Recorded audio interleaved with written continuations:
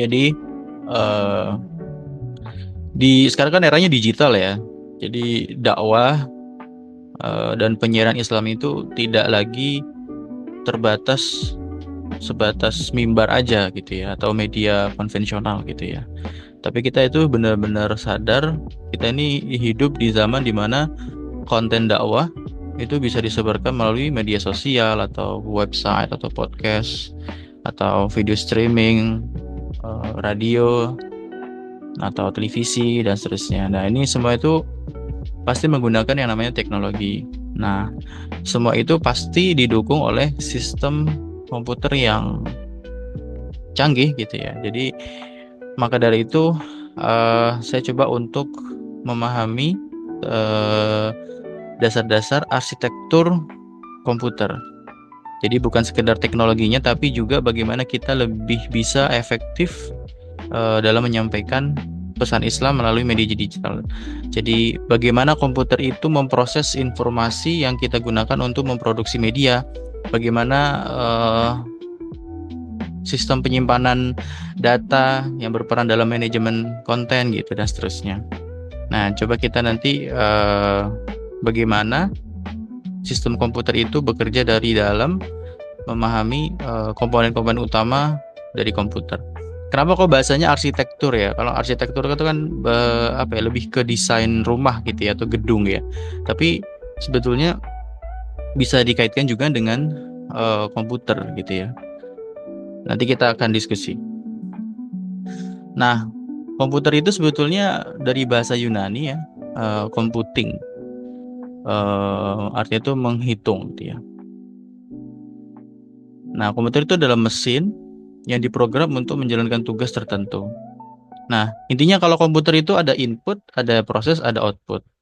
Jadi misalkan kalau HP itu sebetulnya bisa dibilang sebuah komputer. Cuman karena orang-orang itu nyebutnya, wah ada yang coret-coret nih. Jadi HP itu sebetulnya juga bisa dikatakan komputer gitu. Cuman memang bentuknya gepeng gitu. Orang sepakat kalau itu HP gitu. Nggak lazim dibilang komputer. Misalkan yang lain, misalkan eh apa namanya ini smartwatch gitu ya.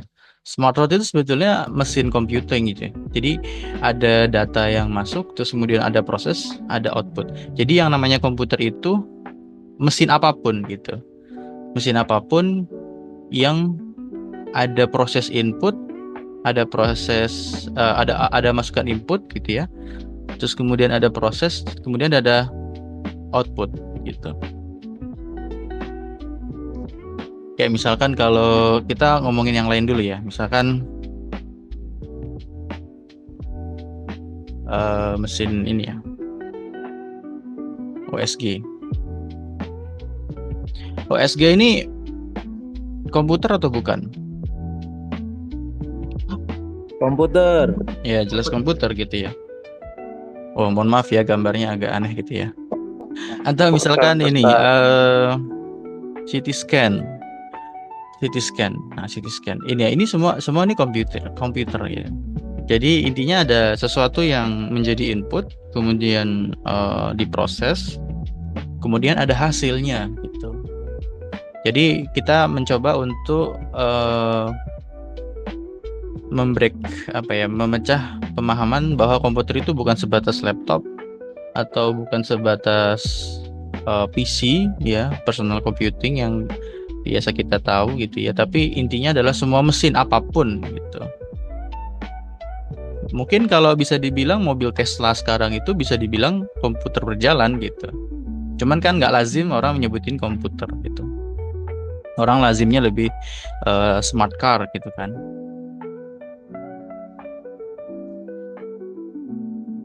Nah, kata kuncinya adalah input, proses, output ya. Nah, eh saya mencoba untuk menganalogikan dengan arsitektur bangunan. Jadi gini, profesi teman-teman kan rata-rata di sini adalah seorang guru, betul ya? Atau mualim, atau mungkin selain mualim bisnis gitu ya. Nah, eh perangkat yang teman-teman gunakan ya itu pasti berbeda dengan perangkat yang saya gunakan gitu. Atau misalkan komputer kalian itu pasti berbeda sistemnya dengan teman-teman yang hari-harinya itu adalah seorang programmer gitu. Nah, kalau yang saya share di slide ini tuh menggambarkan bahwa ini sama-sama gedung, sama-sama terbuat dari batu bata, tapi fungsinya beda-beda gitu ya. Bangun apartemen dengan bangun stadion sama bangun kos-kosan itu ingredientnya atau komposisinya itu sebenarnya sama, cuman yang membedakan fungsinya gitu ya, komposisinya atau desainnya gitu. Sama halnya dengan komputer gitu. Jadi teman-teman kalau mau menjadi seorang pendakwah yang kontemporer gitu ya, artinya melek digital, artinya ya upgrade device gitu, mau nggak mau gitu. Kalau misalkan di daerah pedalaman atau daerah nggak ada jaringan ya memang harus beli Starlink gitu ya, punyanya Elon Musk gitu. Ada yang tahu Starlink ya? Ada yang tahu Starlink? Pernah dengar aja, Zat? Starlink ini produk eh ya intinya untuk mendapatkan jaringan internet ya. Kalau yang biasa itu kan pakai jaringan kabel gitu ya. Jadi kita ini sebetulnya bisa mengakses YouTube, bisa mengakses apa namanya sosial media itu kan tergantung providernya. Misalkan saya pakai IndiHome gitu ya, atau pakai MNC gitu ya. Nah itu biasanya pakai jaringan kabel gitu ya. Kabel, kemudian nanti ke tower nanti biasanya nyambung ke mana? Ke server gitu ya, server terdekat. Misalkan server terdekatnya ada di Surabaya. Nanti dari Surabaya nyambung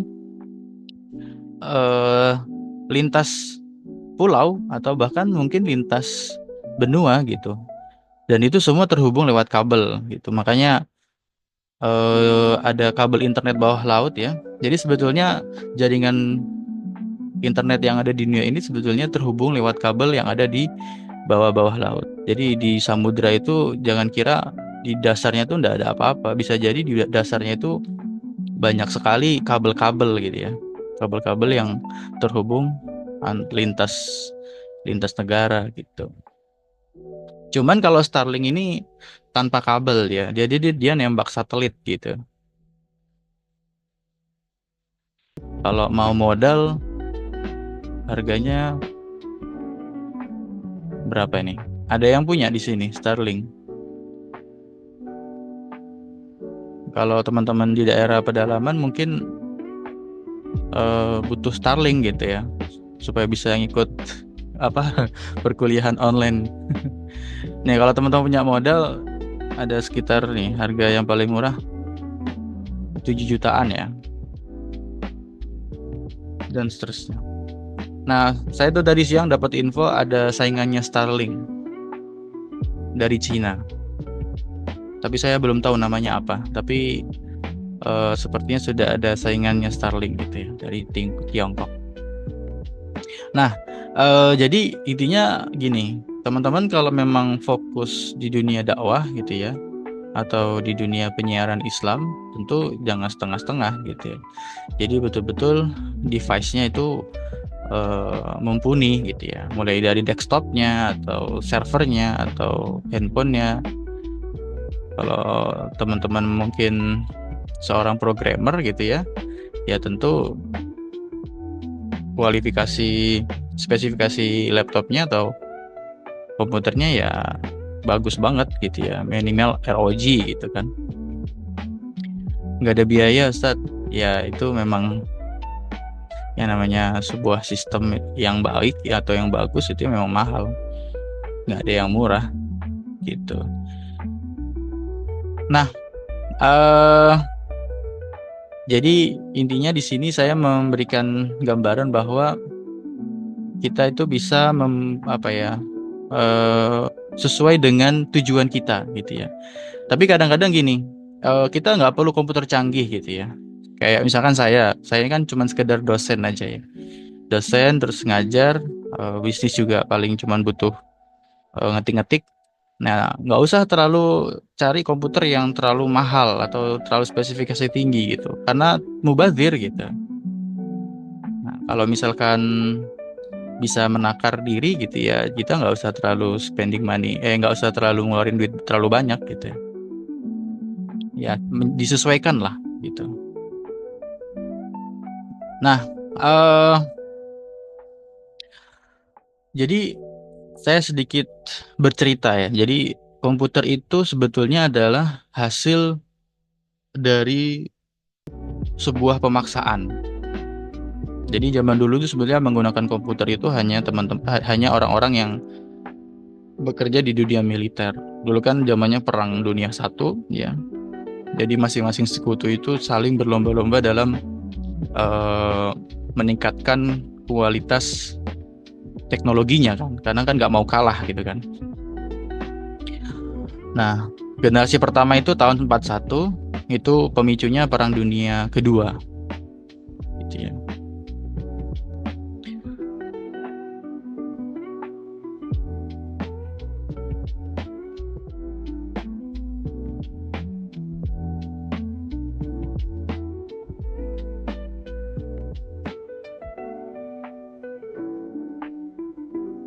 Jadi perkembangan komputer modern itu ya ada hubungannya sama hasil perang yang dulu-dulu gitu ya.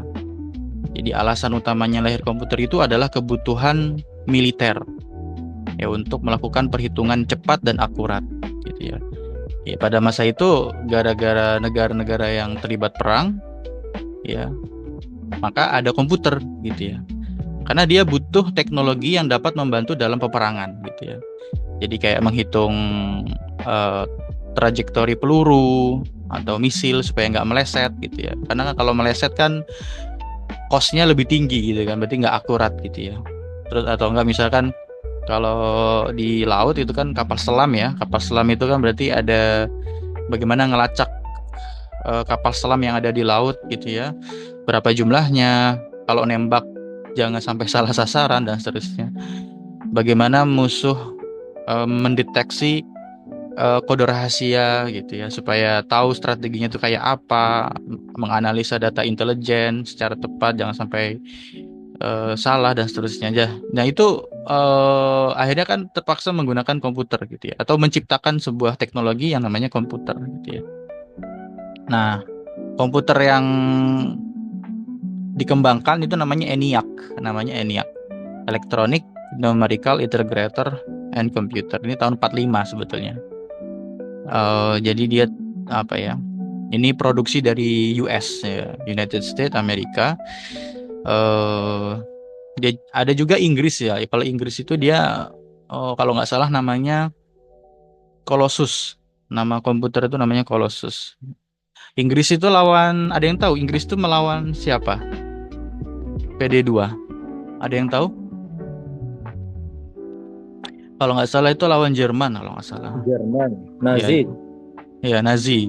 Nah itu Inggris itu komputer Colossus itu dia apa ya, berusaha untuk menganalisa data intelijen dari Jerman.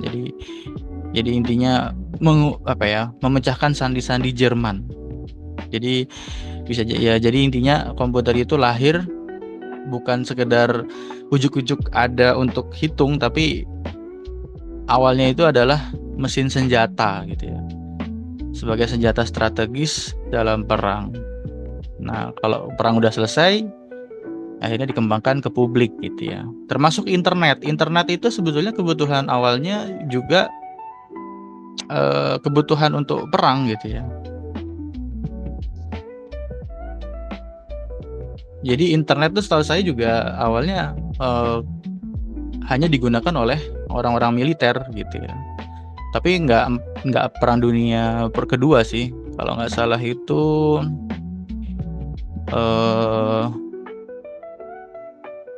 60-an kalau nggak salah ya. Ya Amerika juga gitu, Amerika juga. Jadi dari Departemen Pertahanan Amerika ngembangkan proyek gitu ya. Tujuannya untuk ngebuat jaringan komunikasi antar divisi gitu ya. Ini kalau nggak salah juga itu ada hubungannya sama nuklir. Jadi tahun-tahun 60 itu Amerika mengembangkan nuklir gitu ya. Mengembangkan nuklir.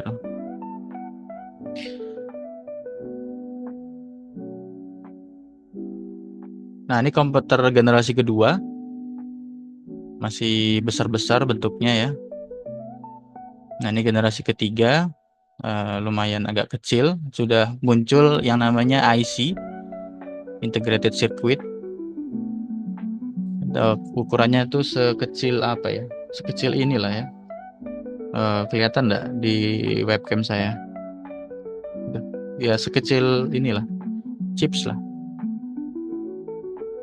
Ya ini IC. Yang saya maksud IC itu seperti ini.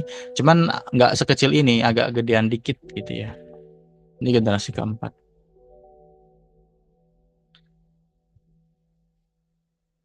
Nah, ini yang saya jelaskan di awal.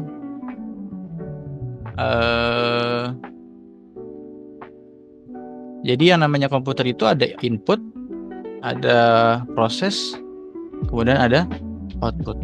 Cuman kayaknya nggak terlalu penting ya. Oke, sampai sini ada yang mau ditanyakan dulu? Ini kayaknya nggak terlalu penting sih. Oke, ada yang mau ditanyakan dulu? Ada Ustadz, tapi di luar tema boleh Ustadz? Apa tuh? boleh. Ya kalau nggak bisa boleh. jawab ya nggak apa-apa ya. Jangan yang aneh-aneh. Apakah Ustadz ada referensi untuk kita mentranskripkan video ke teks secara online dan gratis Ustadz? Oh, AI ya? Ya nggak tahu juga sih, bisa AI, iya mungkin. Jadi dari video kita mau ngambil teksnya aja Pak, kata-katanya jadi dirubah jadi teks. Kira-kira ada referensi nggak sih? Ada yang tahu? Saya juga nggak tahu sebetulnya. Tahu tapi alatnya, nama webnya yang bisa seperti itu saya nggak tahu. Tapi ada kok. Atau mungkin antum coba dicek di extensionnya browser. Extension tahu ya? Extension itu apa tuh? Extension tuh di browser itu kan ada tambahan alat gitu ya. Bentar, browser saya mana ya? Nah ini extension tuh di sini ya. Saya tuh kan pakainya Bing ya. Pakai apa namanya? Edge ya. Kalau di Edge itu ya di Chrome juga ada sih. Namanya extension. Coba cari di situ. Apa ya? Mungkin video to text gitu ya.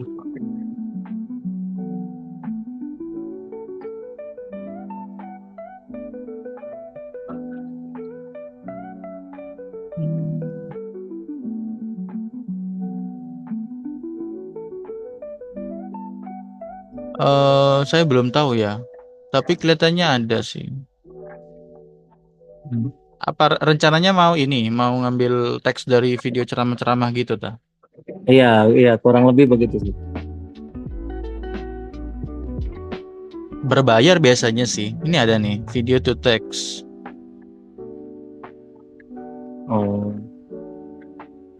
Berapa harganya di sini? Berbayar satu. Berbayar. Mana ada gratis, Mas? $20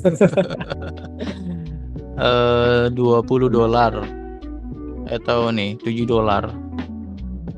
Murah ini $7 per apa? Tapi ini nggak tahu ya dari YouTube apa. Sebentar, yang YouTube mungkin biasanya ada yang free sih, Mas. Maksudnya free itu tapi terbatas.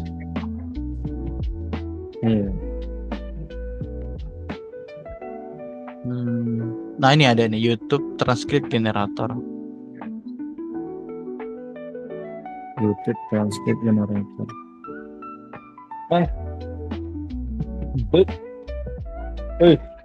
Ya nanti kamu coba aja cari di Google Ada tulisan nggak? text to video to text gitu aja. Oh, siap, siap, Seth. Syukuran, Seth. Ada yang lain? Ada Oh, Ustadz. Apa tuh? Eh, Pertanyaan saya, apakah sejak dari dulu data itu sudah ada seperti yang kita kenal sekarang ini Ustadz, database atau big data? Apakah sudah dari zaman dulu itu sudah ada Ustadz? Atau bagaimana? Yang seperti kita kenal sekarang ini di era digital sekarang gitu. Oke. Ya. Data itu dari dulu udah dikumpulin ya. Dengan kalian bikin email gratisan di Google itu kan, atau di Gmail, itu kan sebetulnya kalian ngasih data kan. Atau kalau kalian pakai ChatGPT atau pakai AI itu kan sebetulnya secara tidak langsung kamu ngasih data diri ke mereka kan. Sebuah teks gitu ya.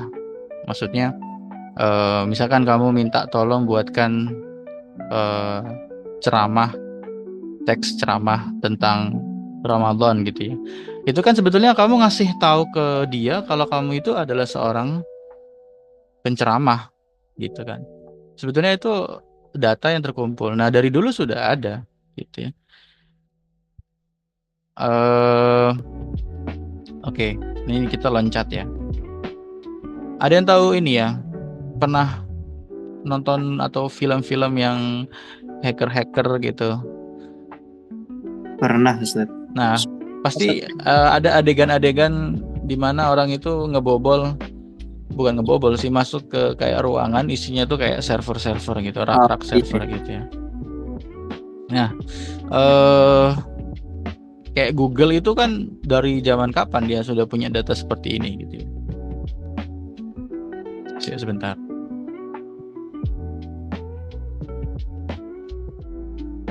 Google Data Center.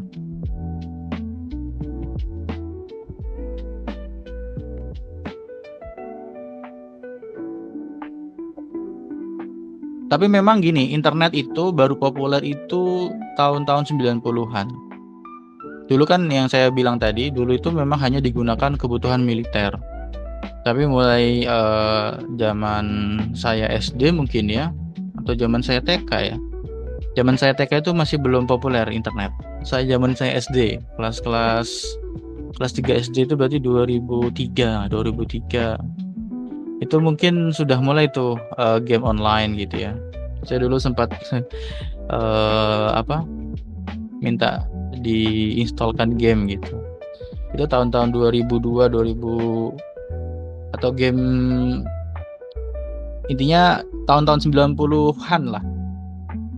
Nah, itu otomatis perusahaan-perusahaan besar itu sudah membangun server gitu.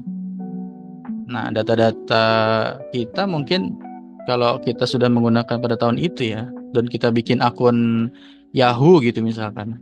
Ada yang punya email Yahoo di sini?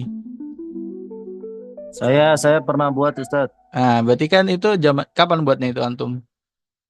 2008 kalau nggak salah, 2009. 2008. Ya. Intinya tuh sebetulnya ya semenjak antum bikin email itu ya antum sudah ngasih data ke mereka. Gitu.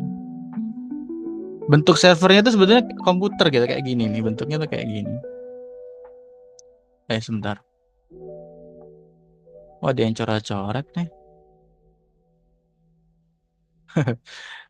Nah, ini mungkin gambarnya agak buram ya. Ini server pertama mungkin.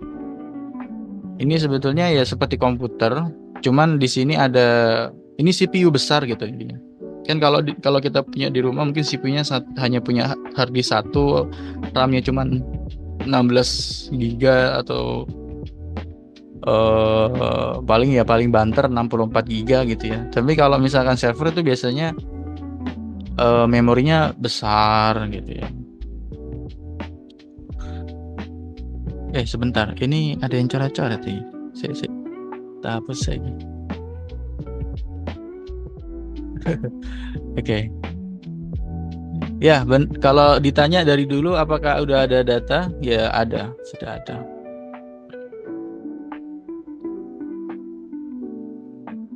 Ada pertanyaan lagi? Ada Sat, Afwan Sat. Saya atas nama Ahmad Hulwadai Birwalid dari Lombok Barat Sat. Mau bertanya Sat, izin bertanya. Iya, iya. Ya, Sat. Ya, silakan. Kan gini Sat, sekarang kita tahu perkembangan zaman itu semakin maju dan semakin masalah teknologi semakin meluap begitu Sat. Jadinya yang saya tanyakan itu masalah terutama masalah daripada kayak permasalahan kayak Bitcoin itu Sat. Nah, saya pernah mendengar bahwasannya banyak sekali luncur-luncuran yang seperti ada namanya Tone dan ada namanya Pioneer itu saat itu. Kan semuanya kalau kita kerjakan secara optimal itu bisa kita dalam artinya jadi penghasilan sampingan begitu Ustaz. Nah, sekarang jadi pertanyaannya bagaimana tentang website-website yang seperti itu begitu Ustaz. Afwan Ustaz. Syukron. Ini blockchain ya? Nah, atau seperti itu, Ustaz. ya, Ada yang uang digital gitu ya. Ya, yang seperti Matermark itu kan adalah e-wallet penyimpanan daripada koin Tun, terus USDT. Nah, begitu Ustaz. Apalagi sekarang ada diterbitkan di Indonesia dibilang Morgan Stanley, tempat penyimpanan bank yang ada di Amerika Serikat begitu Ustaz. Terbesar. Gitu Ustaz. Dan sekarang kebanyakan negara itu bergelut dalam bidang investasi begitu Ustaz. Nah, coba Ustaz Afwan Ustaz, tolong dijelasin masalah kaitan tentang investasi, tentang terbitan-terbitan koin Tun dan berbagai macam yang Ustaz ketahui aja Ustaz. Afwan Ustaz. Syukron. Ini pertanyaannya satu SKS sebetulnya. Kalau berbobot. Jadi kripto itu sebetulnya teknologi blockchain ya. Pernah dengar ya? Pernah Ustaz. Blockchain. Jadi teknologi baru lah. Iya Ustaz. Jadi cryptocurrency ya, uang digital yang terdesentralisasi. Artinya tidak bisa dikendalikan oleh pemerintah atau bank sentral. Gitu kan ya? Iya. Jadi dia tuh lintas negara, tidak ada biaya dan aman gitu ya transaksinya. Iya. Ini sebatas yang saya tahu ya. Jadi saya jelasin mungkin dari blockchain itu apa. Jadi blockchain itu teknologi buku besar digital. Gimana cara jelasinnya ya? Intinya teknologi digital yang terdesentralisasi dan yang menyimpan data itu dalam bentuk blok-blok. Gimana ya cara jelasinnya ya? Intinya data itu tersimpan dalam bentuk blok-blok. Ya, telan aja dulu. Blok-blok lah, intinya gitu. Yes, yang saling terhubung dan diamankan oleh yang namanya kriptografi. Ya, gitu. Sederhananya gini. Jadi bayangkan blockchain itu seperti buku catatan digital. Jadi kamu bayangin blockchain itu kayak buku tapi digital gitu ya. Tapi dicatat di banyak komputer gitu di seluruh dunia. Kalau bank sentral ya udah dicatat di bank sentral aja. Sampai sini paham nggak maksud saya? Iya, paham. Kalau bank sentral Amerika berarti pencatatan semua currency-nya ya diatur, diolah, direkam oleh Bank Sentral Amerika. Atau begitu juga dengan Bank Indonesia. Tapi kalau yang blockchain ini itu bisa dibilang buku catatan digital yang dicatat di banyak komputer. Gitu. Jadi makanya tadi saya bilang dia lintasnya lintas bumi gitu ya. Jadi nggak ada terkotak-kotak oleh negara gitu. Jadi dia itu tidak bisa dikendalikan oleh pemerintah atau bank sentral. Makanya orang-orang yang judi atau orang-orang yang nipu itu biasanya larinya pakai kripto supaya apa ya? Supaya dia bisa dilikuidisasi apa ya? Dicairkan di negara lain. Misalkan dia melakukan kejahatan judinya di pusatnya di Kamboja misalkan. Bentuk hasilnya kan kripto. Nah, nanti dia Iya. bisa cairkannya di mungkin di mana negara yang nggak ada pajak, misalkan di Dubai atau di negara kecil, misalkan di Vanuatu misalkan. Kan artinya dia bisa melarikan mata uang itu tanpa terlacak. Ya bahasa gampangnya gitulah. Gitu ya. Oh, gitu. Sebetulnya bisa dilacak gitu, tapi intinya lebih bebas. Nah, gitu. Jadi dicatat di banyak komputer di seluruh dunia. Jadi setiap kali ada transaksi atau ada data baru gitu ya. Maksudnya data currency ya. Iya, Sat. Jadi informasi tadi itu ditambahkan ke blok baru. Jadi intinya kayak membentuk rantai blok gitu. Gitu. Jadi kamu melakukan transaksi di Jepang, tapi juga bisa di mana gitu. Gitu. Jadi kayak berantai gitu. Jadi karakternya blockchain itu adalah 3.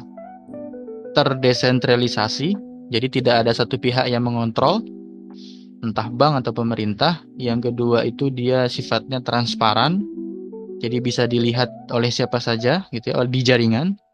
Iya. Terus yang ketiga itu aman, ya. Iya. Aman ya, kalau aman ini relatif sih sebetulnya, tapi intinya eh tidak bisa dihapus atau dimanipulasi. Iya, Ada Sat. ilmunya sih, tapi saya ilmunya hanya sebatas itu sih yang saya tahu gitu. Iya, Sat. Sama lagi satu, Sat. Afwan, Sat. Lagi satu. Kan ini kita terkadang apa namanya perlu berhati-hati gitu saat menyangkut pautkannya dengan istilahnya agama. Bagaimana tentang masalah investasi, misalnya investasi di kripto atau di tun atau masalah trading yang seperti itu, Sat. Karena perlu kita ketahui ada sebagian pendapat yang mengatakan ini adalah judi, sedangkan ada satu pendapat oh enggak, ini adalah apa namanya istilahnya pasar saham, yang dimana kita itu apa namanya dapat keuntungan dari kenaikan saham atau istilahnya aset kita itu, Sat. Bisa dijelaskan, Sat? Soalnya kan takut juga kita nanti ketika kita mencoba takutnya larinya ke judi atau bagaimana begitu, Sat. Syukron, Sat. Oh ya. Ini masih kaitannya sama kripto ya. Maksudnya Iya. sesuatu yang abstrak. Iya. Tapi sebetulnya saya tambahin sedikit ya. Kripto itu banyak kelemahan. Salah satu yang saya tahu ya, kelemahannya itu kalau jika listrik itu mati di wilayah itu gitu ya, ya kamu nggak bisa mengakses kriptonya gitu kan. Iya. Walaupun blockchainnya tetap berjalan, tapi kamu nggak bisa mengakses itu gitu. Tapi kalau misalkan, apalagi kalau listrik mati global gitu ya, terjadi nuklir ya, perang nuklir gitu ya, kripto tuh lumpuh lah. Mungkin bisa aktif lagi kalau ada listrik gitu. Oke.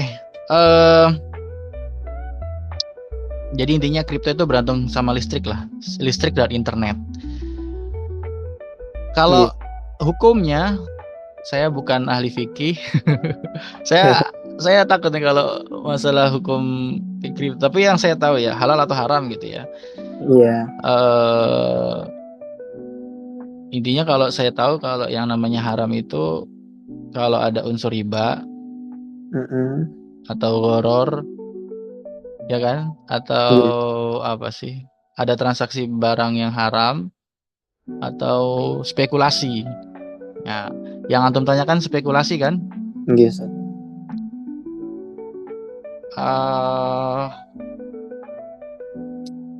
Jadi gini, yang saya tahu ya, kripto itu fluktuasinya tuh tinggi banget.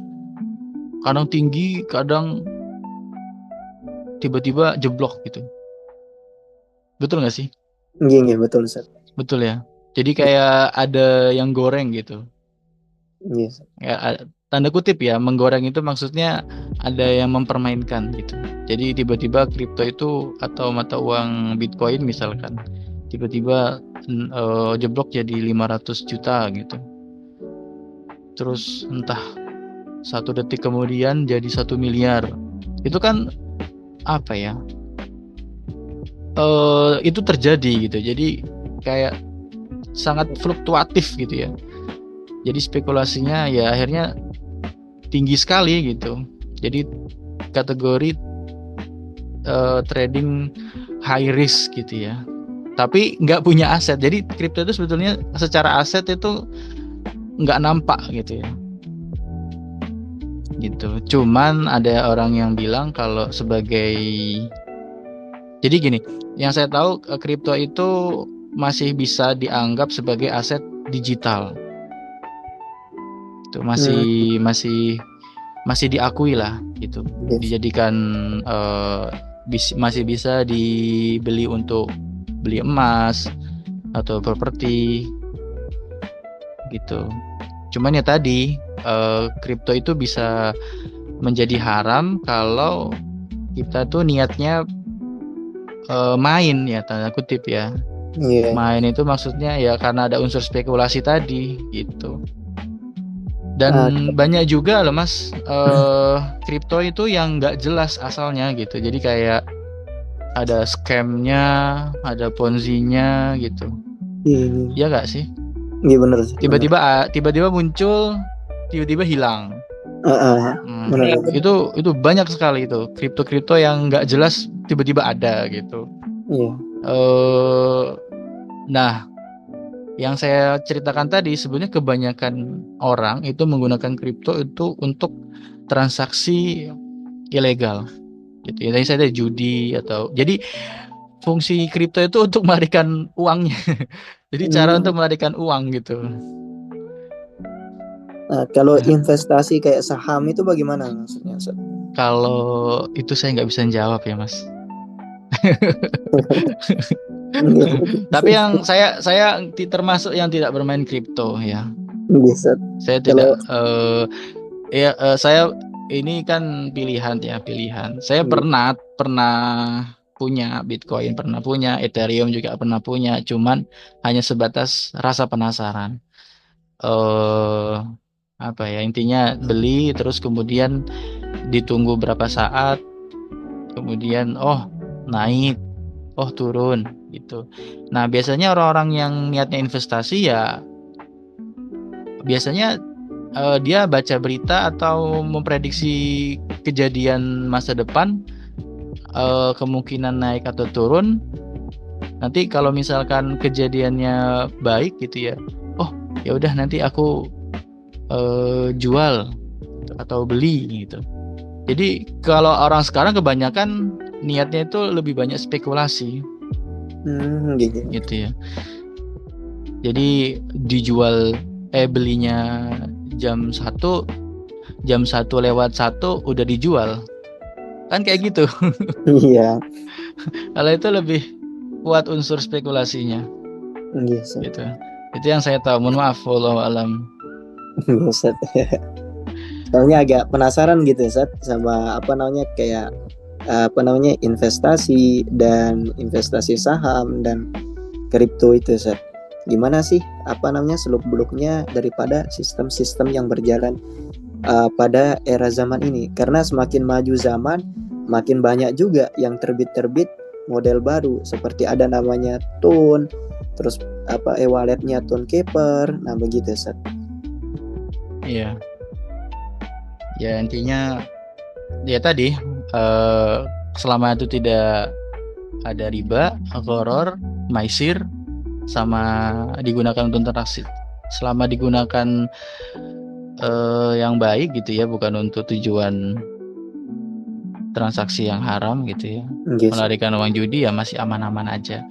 Sejauh ini saya masih menganggap bahwa Bitcoin masih bisa dijadikan alat tukar atau currency, masih bisa. Cuman Yes. kan ada beberapa negara yang tidak mengizinkan. Kalau Iya. di Indonesia itu yang saya tahu itu cuman ke daerah Bali aja. Di Bali itu beberapa resto itu bisa bayar pakai Bitcoin. Tapi kalau daerah Jawa kayaknya saya belum pernah nemu restoran yang bisa menggunakan eh, kripto. Bitcoin. Iya. Kalau di Bali tuh mungkin karena banyak bule kali ya. Jadi Iya, iya, benar. saya tahu itu di Bali gitu. Ada yang resto yang pakai kripto itu. Yes.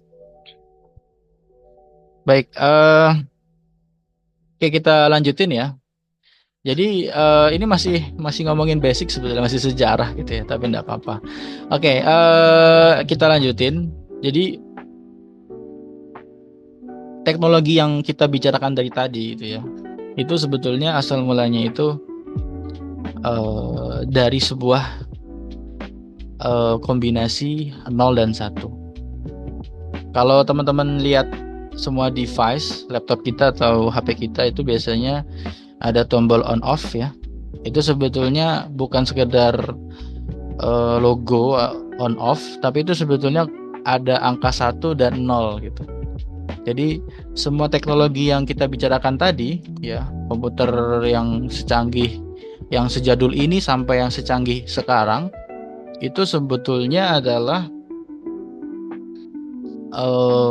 sebuah representasi data 0 dan 1. Kalau teman-teman nonton film atau nonton video ada animasi 010001 itu sebetulnya bukan hiasan aja, itu sebetulnya itu memang betul adanya gitu. Dan salah satu yang berjasa dalam teknologi itu dari tokoh muslim, ada yang tahu siapa yang menemukan angka 0?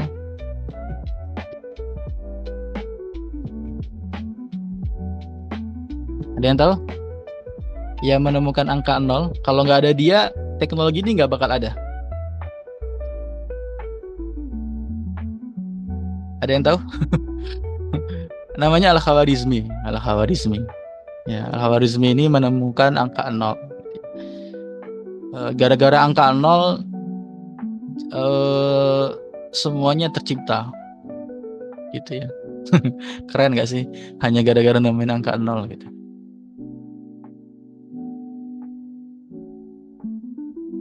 Nah,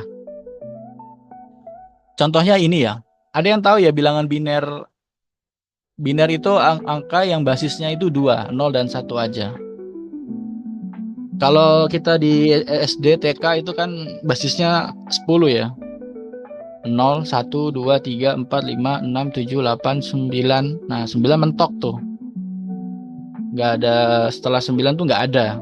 Baik lagi ke angka 1. Tapi ada nolnya, jadi 10. Ada juga bilangan oktal. Ada yang tahu bilangan oktal itu basisnya berapa? Oktal itu 8. 0, 1, 2, 3. Sebentar, biar nggak salah.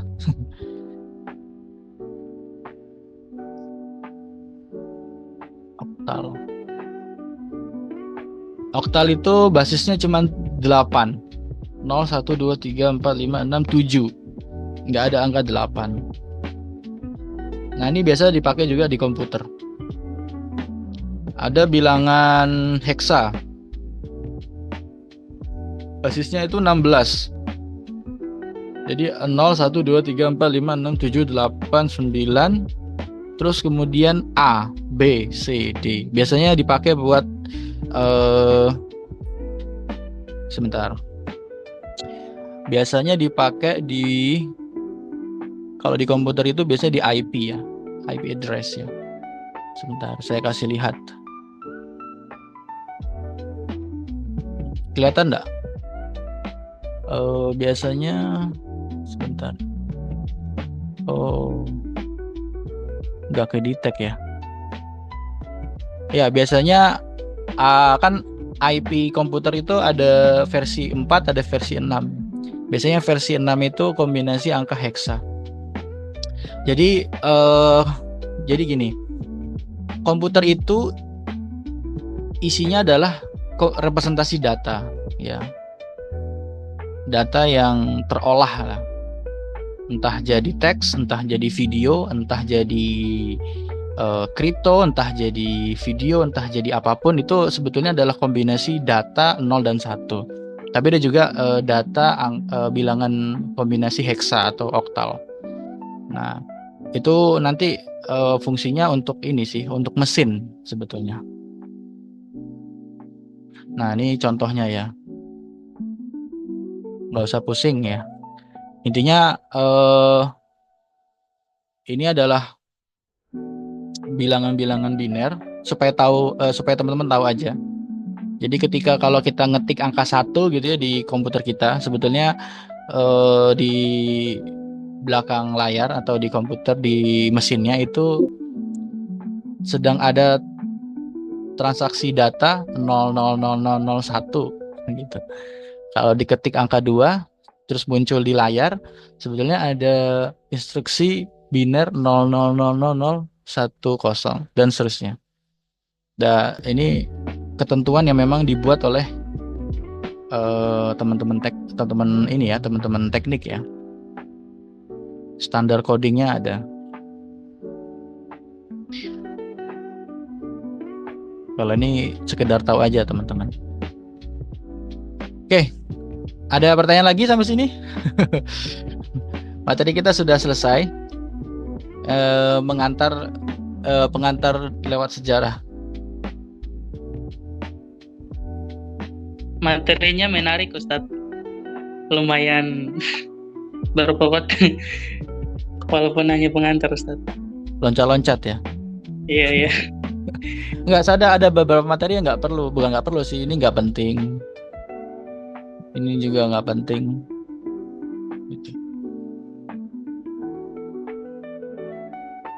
Oh ya, tahu ini ya bahasa pemrograman ya. Teman-teman di sini mungkin sering dengar ya programmer gitu ya.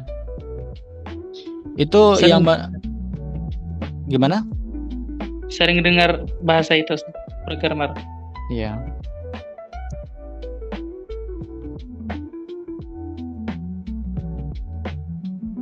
Ada yang bisa bikin ini web atau apa gitu di sini? Belum ada, Sat. Makanya Belum ada. Ya, bagaimana cara kita buat Belajar. web atau Bisa pakai ini. Ada ininya. Template. Saya kalau bikin web, saya tuh kalau bikin web itu udah nggak usah pakai coding lah, karena ada banyak yang udah jadi gitu kan. Udah kalau nggak cara sempet buat lah. aplikasi, Sat, gimana, Sat? Atau pakai WordPress atau pakai Canva juga ada tuh. Saya baru tahu itu Canva bisa bikin web itu. Kalau buat aplikasi bagaimana caranya, Sat? Ya tinggal bayar orang aja, Mas. Terlalu jauh itu buat aplikasi. Tugas kita itu nggak harus bikin aplikasi, nggak usah ngapain, tapi ya suruh orang aja gitu. Kamu maunya apa? Makanya nanti kita coba belajar ini aja, berpikir komputasi ya. Jadi gimana cara menyusun desain sistem? Nanti kita bikin, ya teman-teman bikin desainnya dulu gitu ya. Nanti kalau sudah ada desainnya, pemikirannya seperti apa, tinggal dikasih aja ke programmer. Saya maunya seperti ini gitu. Tinggal uangnya berapa, tinggal bikin proposal, ya nggak? Iya, Nggak usah bikin ngoding gitu. Serahkan ke orang lain aja. Pusing. tak kirain tahu tata caranya, Sat. Kalau aplikasi itu banyak, mau aplikasi apa, dan setiap aplikasi itu beda-beda teknologinya.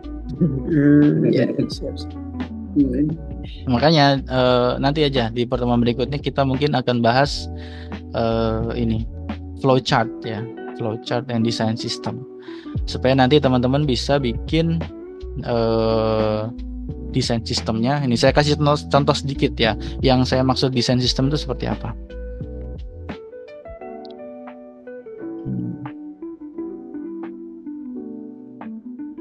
Wait.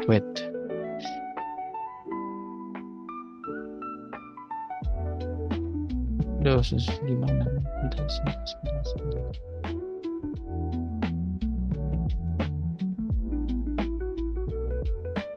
Nah, contoh seperti ini. Ini namanya desain sistem. Saya maunya ada video, nanti dari video itu diambil suara sama videonya aja tanpa suara, nanti ini namanya desain sistem gitu. Kalau udah ada seperti ininya, tinggal serahin ke teknisi.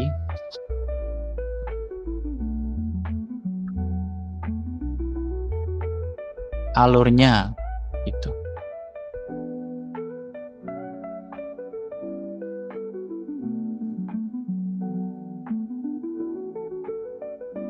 Oke, ada pertanyaan?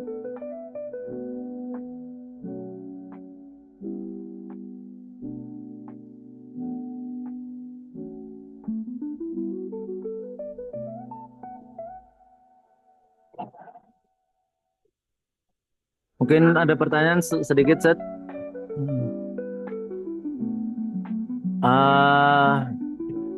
Terkait dengan spekulasi apa namanya media ya, media HP untuk kita misalkan mau ngedit dan sebagainya, itu kira-kira spek yang seperti apa yang disarankan, Ustaz? Ya, bagus.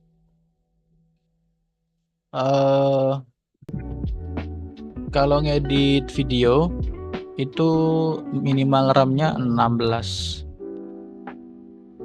Terus VGA-nya biasanya minimal 2 GB. Ya kalau budget 10 juta tuh bisa lah. Minimal, Ustaz. Kalau minimal ya. Saya pernah sih bikin rakit komputer 2 juta itu pernah. Tapi ya begitu. Banyak yang second gitu. Jadi perintilan.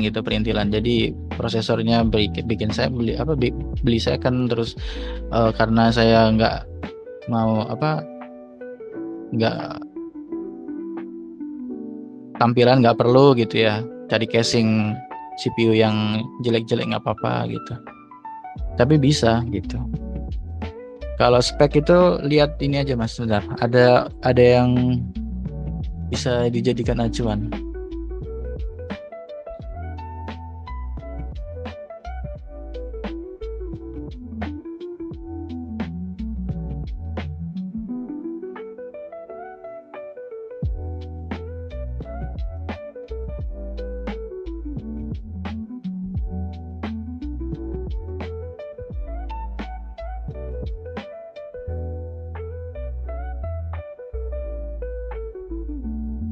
Nah nih,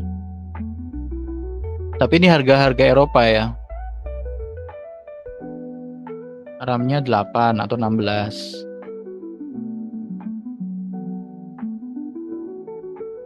Atau cari di Shopee aja langsung Mas. Shopee terus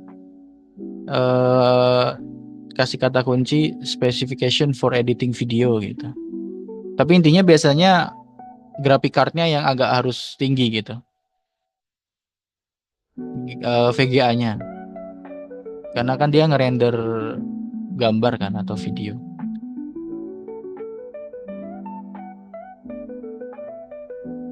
Atau tanya AI bisa. Ada yang pernah pakai DeepSeek ya? Saya sudah coba. Tapi kayaknya enakan ChatGPT, Ustaz.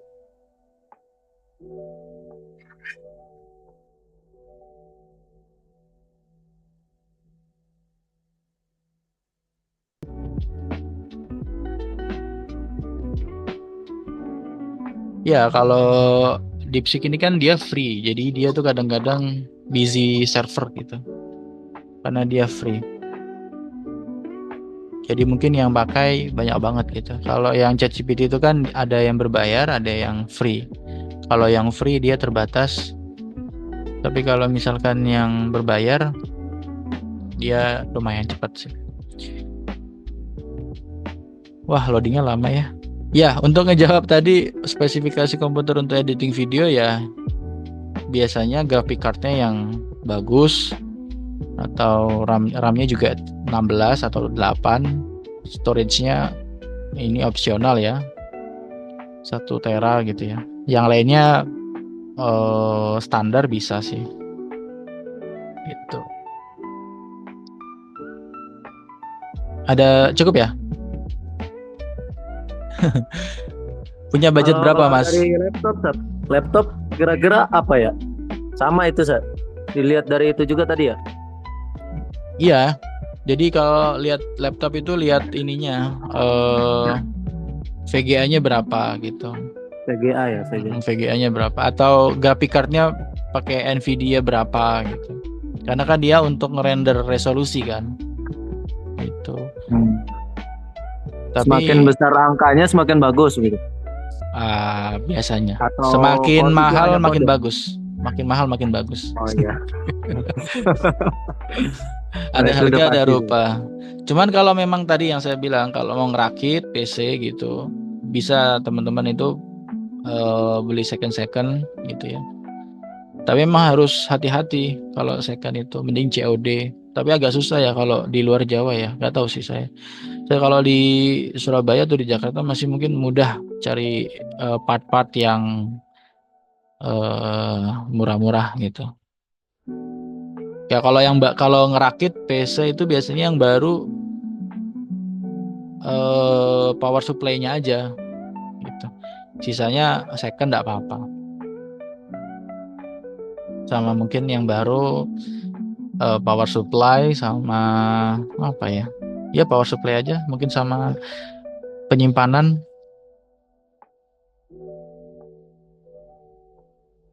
Laptop 5 juta sudah kuat sih, Mas.